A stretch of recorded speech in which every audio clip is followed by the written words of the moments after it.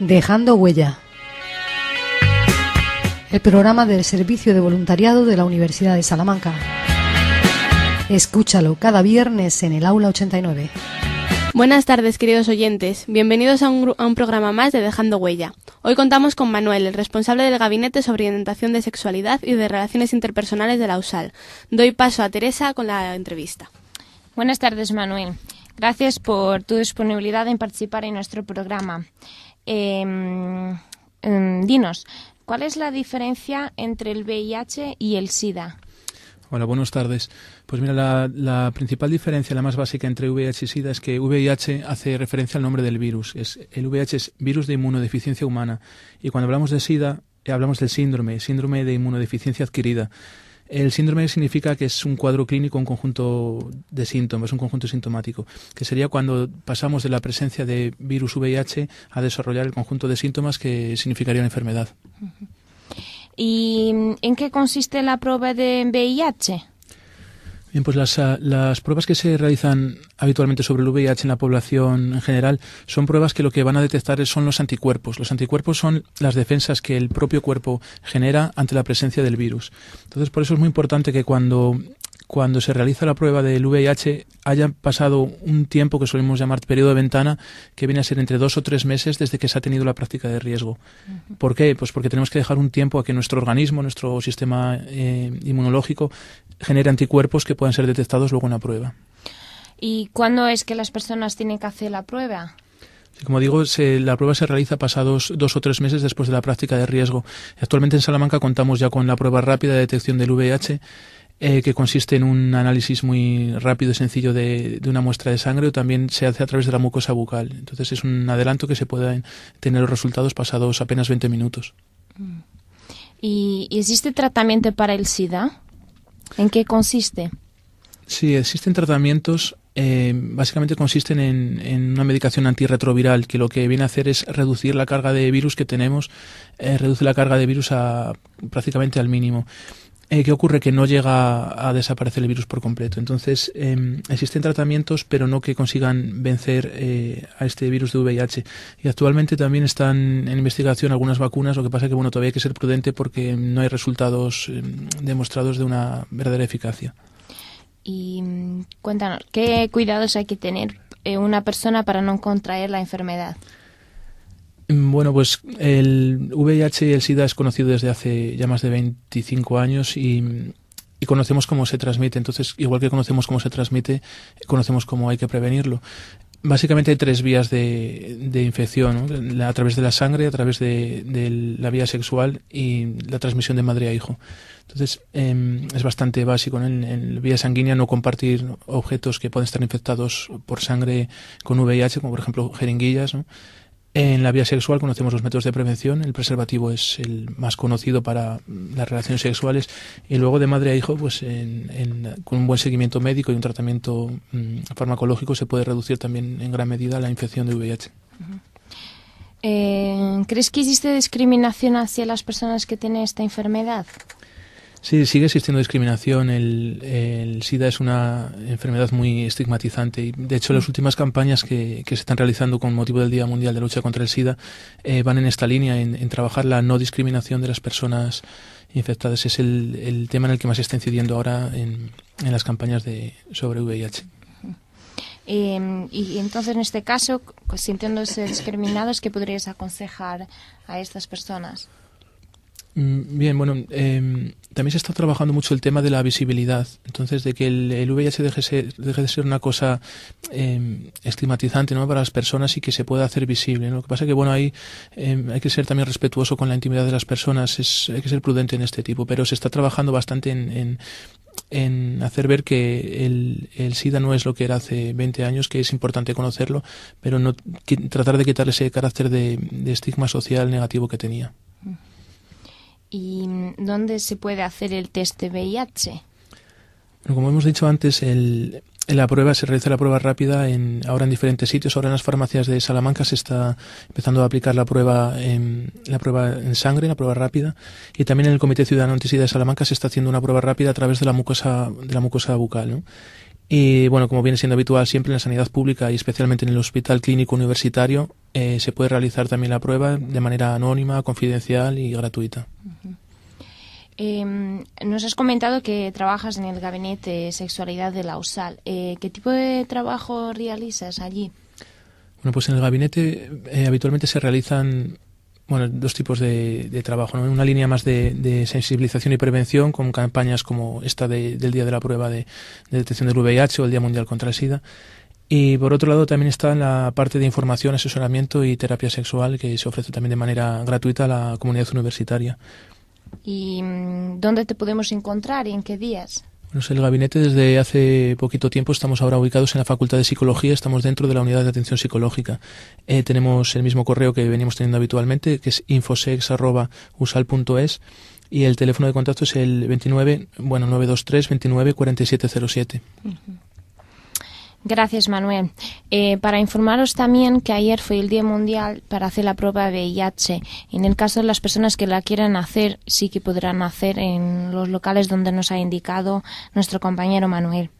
A continuación pasa a mi compañero Delfín con la denuncia. Cuando la crisis económica está azotando a los países y a las vidas de las personas, hay quienes piensan que con una política de austeridad tal que hasta puede afectar a derechos básicos que han costado siglos conseguir, se va a lograr paliar sus efectos.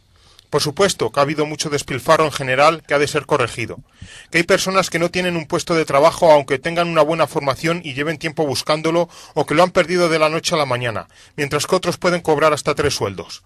Naturalmente que se hace conveniente y necesario una política y una economía mucho más ordenadas de lo que las ha habido, pero lo que no puede ser es que la consecuencia de unas políticas que nos han llevado a esta crisis tan importante las paguen personas inocentes y a costa de derechos básicos como la educación o la sanidad. Y es que actualmente en algunas comunidades autónomas ciertos planes de austeridad pueden atentar gravemente contra la calidad del sistema educativo de dichos territorios y contra los derechos laborales y económicos de los trabajadores. Referente a la educación, se puede observar cómo 11 años después de que se traspasaran las competencias educativas a las comunidades autónomas, la escuela pública sufre un acoso inaudito, ya bien denunciado por amplios sectores, que trata de ampararse en la actual crisis económica. Y aunque no haya relación causa-efecto, se trata de ahorrar de esta manera, pero ¿a qué costa? Veamos. Primero, se trata de reducir en este año el presupuesto de la educación de las comunidades autónomas, en concreto un 5,5% en Castilla y León, y que la oferta de empleo público sea nula o en todo caso insuficiente. Segundo, se busca limitar las dotaciones para los programas de cooperación territorial cofinanciados por el Ministerio de Educación y las comunidades autónomas, y que intentan mejorar el rendimiento escolar del alumnado, y entre estos importantes programas figuran Educa 3, Competencias Básicas, Leer para Aprender, PROA, Reducción del Abandono Escolar Temprano, etc. Tercero, se va en la línea de incumplir los derechos derivados de la negociación colectiva entre Gobierno, comunidades autónomas y los representantes del profesorado, reduciendo de un 5 a un 7% el salario de los funcionarios del año pasado, congelárselo en el presente, suspender la jubilación anticipada docente, tocar techo en los horarios, reducir cupo y profesorado interino, restringir o no convocar las ayudas de formación individual, etc. En definitiva, los docentes se sienten perseguidos y afirman que aumentar 2 horas lectivas a la semana el horario del docente, suprimir el pago del verano a los interinos que trabajen más de 5 meses y medio, la supresión de los centros de profesores y recursos, CPR, congelar la oferta de empleo público en 2012, que ya se congeló en 2011, o prohibir la contratación de interinos, en palabras textuales, no hace más que dilapidar el pilar básico del progreso de toda sociedad, la educación. Por esto mismo, varios sindicatos de profesores ya han considerado que medidas como estas deterioran aún más el malogrado sistema educativo, generan mayor empleo precario y empeoran la calidad de la educación. Cuando mantienen, en este momento de crisis, la educación debería ocupar el primer puesto de los intereses sociales. Y por supuesto que los alumnos y especialmente los menos pudientes van a sufrir las consecuencias de estas medidas. Pero si nos fijamos bien, no se acaba con la crisis acortando las prestaciones sociales. Y mucho menos se fortalece la sanidad o la educación, ya que no se va a la raíz del problema, que es otro. Porque a la vez que se ataca a la escuela pública se siguen haciendo conciertos educativos, hasta en etapas no obligatorias, e incluso con los que incumplen con los criterios de gratuidad y selección del alumnado. En la defensa de la escuela pública se ha de incidir en el principio de igualdad de oportunidades en la educación, porque la escuela es de todas y todos, porque no discrimina, porque educa en valores democráticos y no sexistas, porque no selecciona al alumnado y la prueba está en que ha llegado a escolarizar al 85,9% del alumnado inmigrante. Pero sí selecciona al mejor profesorado, con criterios de igualdad, mérito y capacidad. Y al ser pública, ha de financiarse con recursos públicos. Así, no se puede tolerar este enconado acoso que sufre lamentablemente hoy la escuela pública. Hay que denunciarlo y hacer una movilización conjunta. Y por eso se invita a todo el mundo a acudir mañana, día 22 de octubre, a Madrid, para manifestarse contra los recortes y en defensa de la escuela pública. Esta marcha saldrá a las 12 del mediodía de la Glorieta Carlos V y tendrá su final a las 14 horas en la Plaza Jacinto Benavente. Estáis todos invitados. Solidarizarse con esta causa merece la pena. Y paso ahora a Eva, mi compañera, con la actualidad. Como dijimos la semana pasada, el domingo 16, bajo el lema La pobreza en crisis y solidaridad global, tuvo lugar la Marcha de Pobreza Cero, en la que participaron decenas de salmantinos, entre ellos muchos jóvenes y niños. Ayer el pabellón polideportivo del campus Viriato de Zamora albergó la primera feria de bienvenida desde las 12 de la mañana hasta las 6 de la tarde. Una feria cuyos objetivos se centran en ofrecer información a todos los alumnos que cursan estudios universitarios en Zamora. Al igual que la feria de bienvenida que vivimos en Salamanca en el mes de septiembre, hubo stands informativos, una comida solidaria y actividades deportivas. Esperamos que todos los que asististeis disfrutarais durante la jornada de ayer. En lo que se refiere a la salud, ayer también hubo 2 eventos relacionados con dicho tema. La campaña de donación de sangre en la Facultad de Psicología y Bellas Artes, en la que se realizaron extracciones de sangre desde las 10:30 hasta las 2.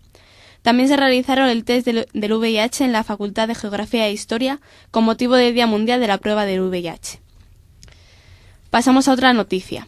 FEAFE Salamanca ha organizado un concurso de fotografía en el que podrán participar todas aquellas personas que lo deseen. Con este concurso se persigue mejorar el conocimiento y la sensibilización de la sociedad sobre la enfermedad mental y disminuir el rechazo que muchas veces sufren las personas con dicha discapacidad. El contenido de la obra deberá tratar el estigma y la enfermedad mental con un mensaje positivo y a favor de las personas que padecen esta enfermedad. Los trabajos no deberán haberse publicado en otros medios. La obra se presentará en un tamaño mínimo de 20 x 30 y un soporte informático de JPG. El plazo de entrega es hasta el día 14 de noviembre. Hoy mismo se ha celebrado en la sede central de Cruz Roja Española en Madrid la 4ª jornada Agua, Sequía y Voluntariado. Y precisamente porque estamos en el Año Europeo del Voluntariado, se ha centrado el ámbito de análisis de esta 4ª edición de estas jornadas en el papel que desempeñan los voluntarios en la lucha para frenar el cambio climático. Por último, contaros que el lunes 24 de octubre se celebra la Feria de Promoción y Sensibilización del Voluntariado en la comunidad universitaria. El programa es el siguiente. De 11 a 5 habrá stands informativos de entidades de voluntariado en la Plaza de Bolonia. De 12 a 3, en la Casa del Estudiante, situada en la Residencia Cuenca, podremos disfrutar de la presentación de experiencias en primera persona, La voz del voluntariado. Y finalmente a las 5 tendrá lugar la conferencia de Félix López, catedrático de la Facultad de Psicología, ¿Por qué merece la pena ser voluntario?, en el Salón de Actos del edificio Dioscórides. Esperamos veros a todos allí. Hasta aquí hemos llegado en el programa de hoy. Deseamos que paséis un feliz fin de semana y aprovechamos para mandar un saludo a los campus de Béjar, Zamora y Ávila. Nos despedimos hasta el próximo programa en Radio Universitaria 89.0. Os damos una vez más las gracias a los oyentes por escucharnos. Si queréis podéis visitar nuestra web del voluntariado, www.usal.es/sas/voluntariado, y en el blog podéis encontrar todas las actividades de esta semana. Pero ya sabéis, el próximo día estaremos aquí con más novedades y entrevistas para que vuestros viernes sean diferentes. Esperamos que el programa os haya gustado. Muchos queremos ser médicos, maestros. Yo quiero ser cantante, pero lograr esos sueños será posible cuando nos aseguren medicamentos, cuando nos acepten en los centros educativos y crecer en un ambiente sin violencia, estigma y discriminación. Karen Dunaguay, enferma hondureña de VIH-Sida. Nos despedimos con... Teresa. Manuel. Delfín. Eva.